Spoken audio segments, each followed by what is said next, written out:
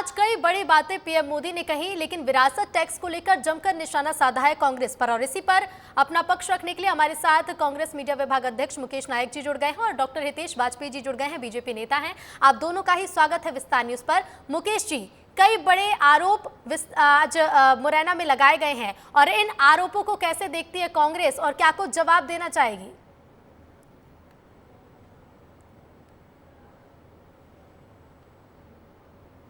मुकेश जी, सुन पा रहे हैं आप मुझे? ठीक है, हम जोड़ने की कोशिश करेंगे। हितेश जी, कई बड़े आरोप आज लगाए हैं पीएम मोदी ने, कई बड़ी बातें कही हैं विरासत टैक्स को लेकर। ठीक है हितेश जी, लौटूंगी मैं आपके पास। मुकेश जी, क्या कहना चाहेंगे? बड़े आरोप लगाए हैं आज पीएम मोदी ने कांग्रेस पर, क्या कुछ जवाब देगी इसका कांग्रेस? चलिए हम फिर से जुड़ने की कोशिश करेंगे, कुछ तकनीकी समस्याएं हैं। हितेश जी, आप बताइए, क्योंकि जिस तरह से बड़े आरोप तो कांग्रेस पर लगा दिए गए हैं, क्या लगता है किस तरह से जवाब देना चाहेगी अब इस पर कांग्रेस, और बीजेपी का क्या कुछ कहना है? देखिए, मुझे लगता है प्रत्यक्ष किम प्रमाणित दो लोगों ने एंडोर्स किया है।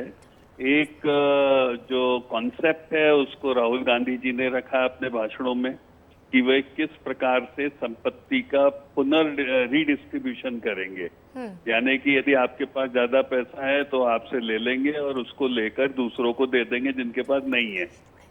तो ये उन्होंने कल बड़ी व्याख्या करके अपने भाषण में बताया जी। फिर इसकी और व्याख्या सैम पित्रोदा साहब ने कर दी। पहले तो हम इसको समझ रहे थे कि कोई गलती हो गई होगी, लेकिन जितने स्ट्रक्चर्ड तरीके से सबसे आ रहा है, सैम पित्रोदा साहब ने क्या कहा? उन्होंने कहा कि साहब, आपकी 55% संपत्ति राष्ट्र के नाम जैसी अमेरिका में हो जाती है, बहुत अच्छी पद्धति है, और 45 आप ले जाओगे। यानी कि एक दिन जो 20 एकड़ जमीन है वो 10 एकड़ बचेगी बच्चों के लिए, 10 एकड़ कांग्रेस ले जाएगी, कांग्रेस की सरकार ले जाएगी। तो ये तो बहुत ही बेसिर पैर की बातें हैं और क्रांति ला देगी देश में, देश में अराजकता फैला देगी। आखिर लोग अपने संतानों के लिए कुछ देकर जाना चाहते हैं, वो आपको क्यों दें? ठीक है, तो एक बहुत बुरी स्थिति में कांग्रेस ने अपना मन रखा है। ठीक है हितेश जी, अब क्या जवाब इसका है कांग्रेस के पास? मुकेश जी, क्या कहेंगे? हितेश जी को भी आप सुन रहे होंगे, इसके साथ ही आपने मुरैना में पीएम मोदी को भी सुना होगा, कई बड़े आरोप लगे हैं कांग्रेस पर। देखिए, प्रधानमंत्री जी बिल्कुल असत्य कथन कर रहे हैं। राजीव गांधी जी ने 1985 में इनहेरिटेड संपत्ति पर जो कर है उसको माफ किया है, टैक्स को माफ किया है।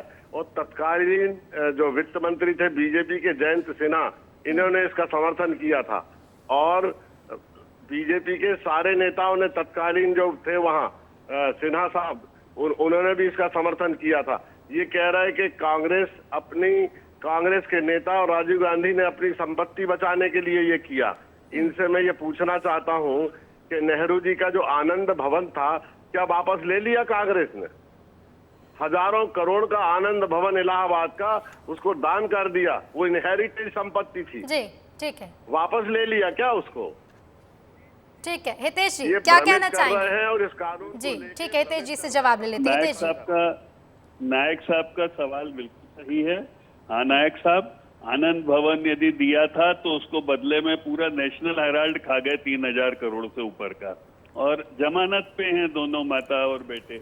तो ये तो हमने देखा है ना कि भाई, जहां पर एक दौर था जब नेहरू जी ने, उनके पिताजी ने, मोतीलाल जी ने दिया, तो जो बच्चे थे जो कमा नहीं पा रहे हैं, उन्होंने 3000 करोड़ का माल अंदर कर लिया। ठीक है हितेश जी, क्योंकि देखिए अब मुद्दा उठ गया है, कांग्रेस को जमकर घेर भी लिया गया। अब जवाब इसके किस तरह से सामने आएंगे ये देखना होगा, और बीजेपी कैसे इस पर अपना पक्ष रखती रहेगी ये भी देखना बेहद दिलचस्प होगा। फिलहाल आप दोनों का ही शुक्रिया हमसे जुड़ने के लिए और तमाम बातचीत के लिए। और इधर मुरैना में कई बड़ी बातें तो आज पीएम मोदी ने कही, चुनावी हुंकार भी भरी। तो आज पीएम मोदी 6वीं बार मध्य प्रदेश आए थे, और चलिए अब आपको बताते हैं कि लोकसभा चुनाव से पहले कब कब पीएम मोदी एमपी के दौरे पर रहे। 6 तस्वीरें देखिए। पहली बार 7 अप्रैल को जबलपुर दौरा रहा पीएम मोदी का, उसके बाद 9 अप्रैल को बालाघाट पहुंचे दूसरी बार पीएम मोदी, तीसरा दौरा पिपरिया में 14 अप्रैल को, चौथा दौरा दमोह में 19 अप्रैल जब पहले फेज की वोटिंग मध्य प्रदेश में चल रही थी, पांचवी बार 24 अप्रैल को सागर, हरदौर, भोपाल के दौरे पर रहे प्रधानमंत्री, और आज 6वीं बार यानी 25 अप्रैल को मुरैना में पीएम ने एक बड़ी जनसभा को